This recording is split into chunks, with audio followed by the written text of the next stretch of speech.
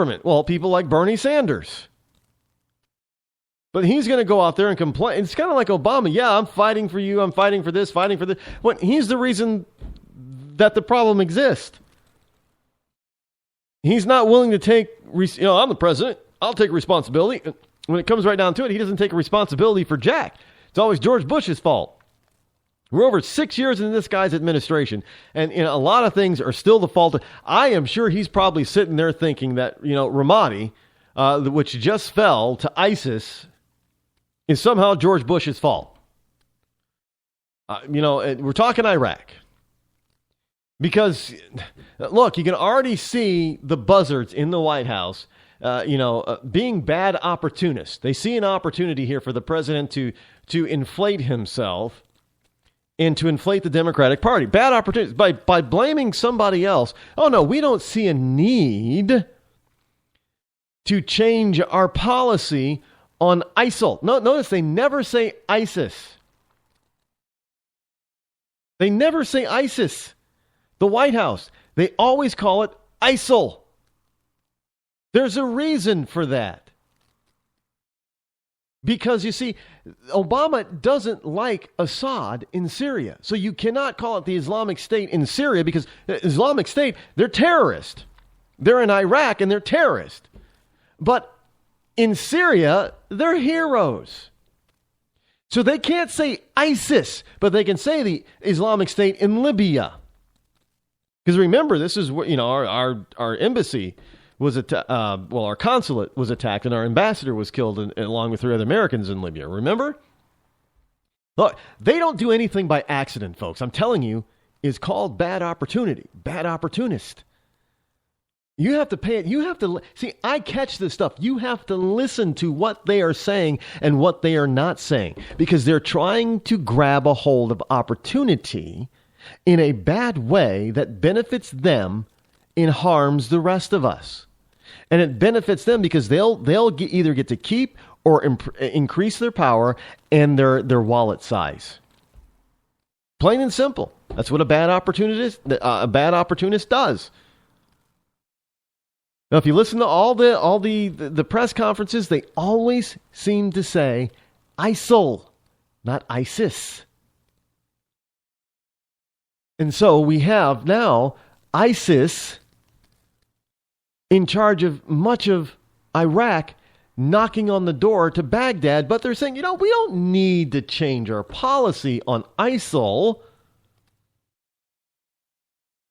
because, sometimes, whenever there was, we had to take a step back in the policy, we've been able to take a step forward or two.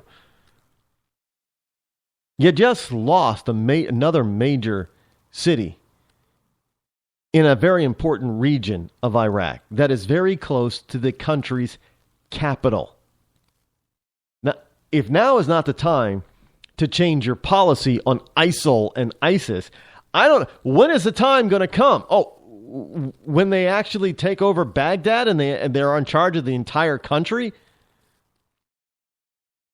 Not to mention, then they'll have access and have access to and own all of the American military equipment that's still there in Iraq. Hello? Look, folks, this is not a good thing.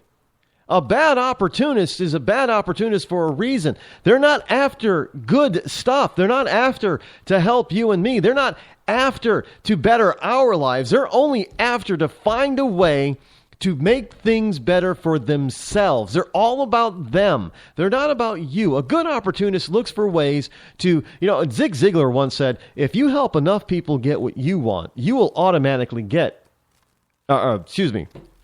if you help enough people get what they want, this is Zig Ziglar speaking. If you help enough people get what they want, you will automatically get what you want. But see, an opportunist, all they're looking for is a way to get what they want. They could care less what you want or need. If what you want or need actually fits their plans, well, that's a bonus for them. Because then they're not going to have to fight you in any way. They know you'll willingly come along. But if Here's last summer. Let me give you another example. Last summer, here in New Hampshire,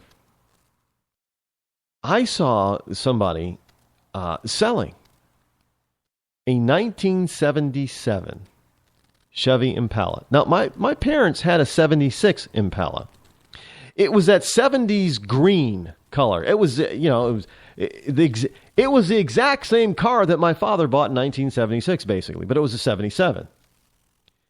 And it had that awful white vinyl roof on it. You remember, vinyl roofs were that was, if you couldn't afford leather, but vinyl was like, oh yeah, that's the next best thing to leather. That was an option. A vinyl roof was an option back then. When you look back on these things now, you think, oh my God, those things were awful. They were ugly. But yeah, and the person who had it and was selling it, he's like, this would be, this is a classic, he said.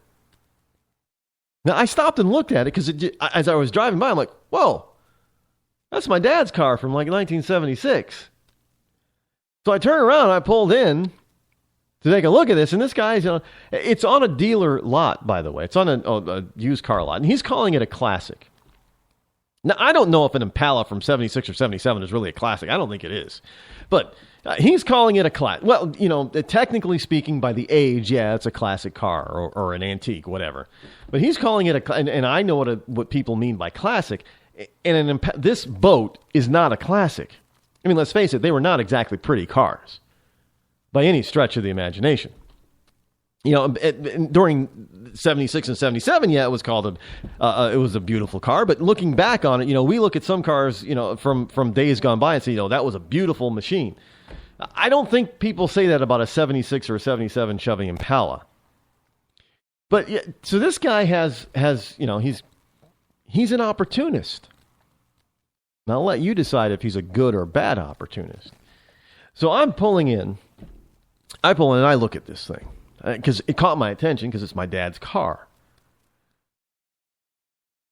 And I get out of my car and I walk over to this thing and he comes out, as they always do in the shark, used car sharks. And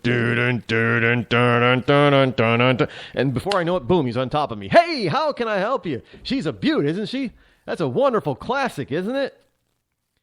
And as soon as he said classic, I kind of, the way I look at people as if they're crazy. I gave him my, you got to be kidding me, you're crazy look. And I, furrowed my forehead and said, you want to call it a classic? Okay. I just pulled over and stuff to look at it because my dad owned this car. I mean, not this particular one, but he owned this model. He said, oh yeah, I get a lot of people that come in here. They want to get the car that their parents had that they remember. Now I'm registering BS I see BS written all over this guy. Really, you get people coming in here to look to buy a car simply because their parents had it when they were kids. Really, I'm not buying it. So I'm looking at the interior. Bench seat vinyl. Not leather, vinyl. Vinyl, again, vinyl is a big thing back then. Because not everybody could afford leather. Leather was saved for Cadillacs. So the vinyl, bench seats. And it had a special stereo. Now, it wasn't this. My father had an aftermarket stereo. Now, the stereo really wasn't a full stereo. Basically, it was a cassette deck that he had added to the car. And they were separate speakers for the cassette deck that weren't hooked up to the radio. And this car had a special radio or hooked up. It was a cassette, but it was a radio and a cassette. So it was an aftermarket a stereo system of the day. And it was connected to these speakers. It sounded almost, from what I remember, it sounded just like my dad's. They were terrible. There was no bass, basically, to these things. It was all mid-range and treble. And they sound, by today's standards, they're like, oh, it hurts your ears. It sounds terrible. But back then, I guess, it probably sounded very good. And so it had this thing in there. And I'm thinking, well, I don't have cassettes anymore. Who has cassette tapes now? Because, oh, man, a lot of people have cassettes. Because you can pick them up for a song. Everybody's got them everywhere, man. All you got to do is just plop it in here, and it's going to sound great. And he had a cassette, and he plopped it in there and said, see, it still works. And that's how I know the thing sounded like crap. But this guy was looking to make a sale, and he thought, at least he was telling me, that I was like a lot of people that come on his lot looking for a particular car that their parents had when they were little kids. I said, interesting. And it looks like the vinyl top looks good. He says, oh yeah, this is mint condition, original. Now I'm looking at it and I know the difference between an aftermarket roof and not. This is not the original roof. Again, is this guy a good opportunist or a bad opportunist? This is not. See, the problem with vinyl back then, just like my dad's, even though he took care of it, it cracked. This didn't have a single crack in it. And we're talking a 1977 car.